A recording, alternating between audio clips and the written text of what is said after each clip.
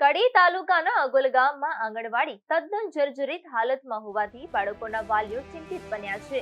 છેલ્લા ઘણા સમયથી આંગણવાડીમાં છતના પોપડા ખડી રહ્યા છે અને ચોમાસામાં પાણી ટપકી રહ્યું છે. બાળકો જીવના જોખમે અભ્યાસ કરવા મજબૂર બન્યા છે. ત્યારે વિકાસની વાતો કરતી સરકારે જાગે અને આંગણવાડીનું મકાન નવીન બનાવે એવી માંગ ઉઠી છે. આંગણવાડી કેન્દ્રના સેબના પોપડા ખરી પડ્યા છે તો દિવાલો પણ તિરાડોથી ભરાઈ ગઈ છે અને ગમે તે સમયે ધરાશાયી થાય તેવી સ્થિતિમાં છે.